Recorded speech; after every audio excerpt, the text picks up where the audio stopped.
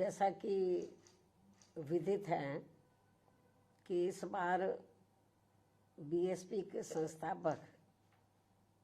एवं जन्मदाता मान्यवर श्री कांशीराम जी की जयंती को होली व अन्य त्योहारों के कुछ ही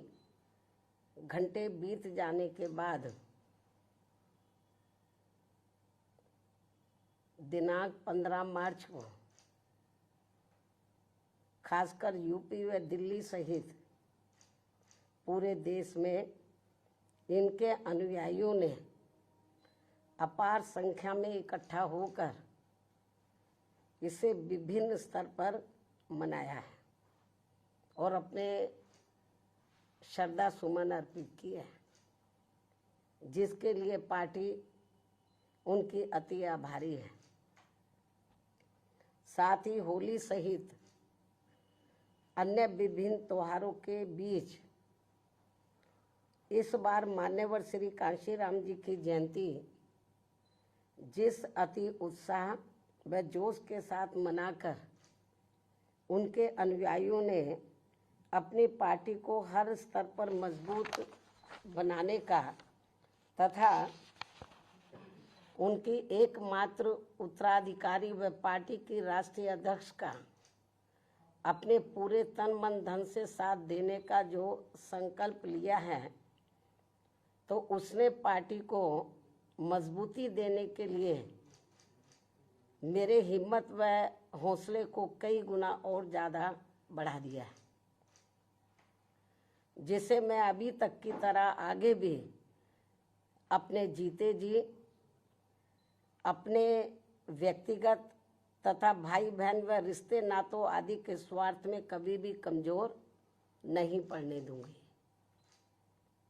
वैसे भी मेरे भाई बहन व अन्य रिश्ते नाते आदि मेरे लिए केवल बहुजन समाज का ही एक अंग है, उसके सिवाय कुछ भी नहीं है। इसके अलावा पार्टी व मूवमेंट के हित में बहुजन समाज के जो भी लोग अपनी पूरी ईमानदारी व निष्ठा से कार्य करते हैं, तो उन्हें पार्टी में जरूर आगे बढ़ने का मौका दिया जाएगा और इस मामले में मेरे रिश्ते नाते आदि भी आड़े नहीं आएंगे। यहाँ मैं सावधानी के तौर पर ये भी बताना चाहूँगी कि पिछले कुछ वर्षों से सत्ता व विपक्ष में बैठी सभी जातिवादी सांप्रदायिक व पूंजीवादी पार्टियां बीएसपी के विरुद्ध अंदर अंदर आपस में मिलकर बहुजन समाज की एकमात्र हितैषी पार्टी बीएसपी को किस्म किस्म के हथकंडों के जरिए इसे कमज़ोर करने की पूरी कोशिश में लगी है, क्योंकि यहाँ जातिवादी पार्टियों को खासकर सन 2007 में यूपी में बीएसपी का अकेले ही पूर्ण बहुमत के आधार पर सत्ता में आना अभी तक भी उनके गले के नीचे से कतई भी नहीं उतर पा रहा है और तभी से यहाँ सभी जातिवादी व खासकर दलित विरोधी पार्टियां किस्म किस्म के हथकंडे इस्तेमाल करके बीएसपी को कमज़ोर व ख़त्म करने में लगी है। इसी प्रकार बाबा साहब डॉक्टर भीमराव अंबेडकर के जीते जी भी इन्हीं जातिवादी पार्टियों ने इनके कारवां को किस्म किस्म के हथकंडे इस्तेमाल करके उसे कमज़ोर व ख़त्म करने का पूरा प्रयास किया था, जिसे बाबा साहब ने व बाद में मान्यवर श्री कांशीराम जी ने भी इनके मंसूबों को पूरा नहीं होने दिया है। और अब मैं भी अपने बहुजन समाज के बलबूते पर इनके इस मंसूबे को किसी भी कीमत पर पूरा नहीं होने दूंगी। ये मेरा पार्टी के लोगों को वायदा है, जिसके लिए मुझे अपने बहुजन समाज का हर स्तर पर साथ मिलना भी बहुत ज़रूरी है। और अच्छी बात यह है कि बहुजन समाज पूरे तन मन धन के साथ अब मेरे साथ खड़ा है। अभी भी खड़ा है। इतना ही नहीं बल्कि दलित व अन्य उपेक्षित वर्गों के लोगों को ये मालूम है कि ये लोग यूपी में बीएसपी की पूर्ण बहुमत की सरकार बनने से पहले यहाँ जातिवादी उच्च वर्गों के लोगों के सामने, यानी कि जो बहुजन समाज के लोग हैं, खास तौर से दलित वर्ग के लोग, यहाँ जातिवादी उच्च वर्गों के लोगों के सामने ना तो चारपाई पर बैठ सकते थे और ना ही उनके बराबर की कुर्सी पर भी बैठने की हिम्मत जुटा सकते थे। लेकिन सन 2007 में बीएसपी की अकेले पूर्ण बहुमत की सरकार बनने के बाद से ये सब अब काफी कुछ बदल गया है।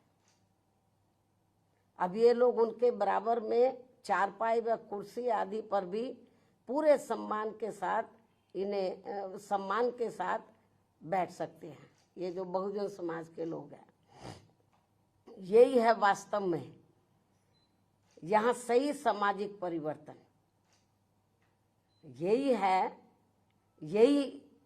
है वास्तव में यहाँ सही सामाजिक परिवर्तन, जिसे मेरे नेतृत्व में बनी बीएसपी की सरकार ने लाया है। लोग सामाजिक परिवर्तन की बहुत बात करते हैं,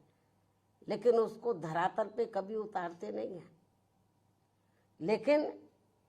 मेरे नेतृत्व में सन 2007 में जब अकेले पूर्ण बहुमत की सरकार बनी तो इसे मैंने धरातल पे उतारा है, जिससे यहाँ यूपी में हमारे संतों, गुरुओं व महापुरुषों का काफी हद तक सपना साकार हुआ है,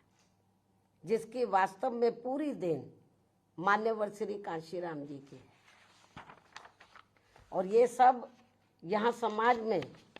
परिवर्तन लाने के मामले में इतिहास के पन्नों में जरूर लिखा जाएगा। इसके साथ ही बीएसपी की सरकार ने ही यहाँ यूपी में इन वर्गों के लोगों को, यानी कि बहुजन समाज के लोगों को काफ़ी हद तक अपने पैरों पर खड़ा किया है। अपने संतों, गुरुओं व महापुरुषों को भी विभिन्न स्तर पर पूरा आदर सम्मान दिया गया है, जिसे लोग कभी भी नहीं भुला पाएंगे। लेकिन ये सब यहाँ सभी जातिवादी पार्टियों के गले के नीचे से अभी तक भी नहीं उतर पा रहा है। इसलिए अब वे इन वर्गों में से स्वार्थी किस्म के लोगों को आगे करके उनके जरिए विभिन्न नाम पर अनेकों छोटे छोटे संगठन व पार्टियां आदि बनवा के बीएसपी की इस ताकत को बांटकर इसे कमजोर करने में लगे, जिनसे बहुजन समाज के लोग जरूर सचेत रहे। यही समय की मांग है और यही पार्टी व मूवमेंट के हित में इनका सही कदम भी होगा, यदि हमारे लोग सचेत रहते हैं। इसके अलावा यहाँ मैं ये भी कहना चाहूँगी कि देश के प्रधानमंत्री बीच में अपनी खुद की गरीबी का तो जरूर उल्लेख करते रहते हैं, लेकिन इन्होंने दलित व अन्य उपेक्षित वर्गों के लोगों की तरह यहाँ कभी भी कोई जातीय भेदभाव नहीं झेला है, जो ये सब हमारे संतों, गुरुओं व महापुरुषों ने समय समय पर झेला है, जिसे अभी भी इनके अनुयायी काफी हद तक झेल रहे हैं। इसलिए पार्टी के मिशनरी व परिपक्व लोगों से आज मेरी ये भी पुरजोर अपील है कि वे ये सभी जरूरी बातें अपने बच्चों व खासकर युवा पीढ़ी को जरूर हमेशा बताते रहें, जिनको तैयार करने की भी वास्तव में सही जिम्मेवारी इन्हीं लोगों की ही है। इस उम्मीद के साथ ही अब मैं पुनः होली आदि के त्योहारों के बीच में इस बार मान्यवर श्री कांशीराम जी की जयंती बड़े जोश व उत्साह के साथ मनाकर इनके अनुयायियों ने जो उनको अपना पूरा आदर सम्मान दिया है तथा मेरे साथ साथ इनके करोड़ों अनुयायियों का भी काफ़ी हौसला बढ़ाया है, उन सभी का हार्दिक दिल से आभार प्रकट करते हुए अब मैं अंत में यही कहना चाहूँगी कि इस समय संसद सत्र चल रहा है, यह आप लोगों को मालूम है, जिसमें देश में आम जनहित के मुद्दों पर कम बल्कि अपने अपने स्वार्थ में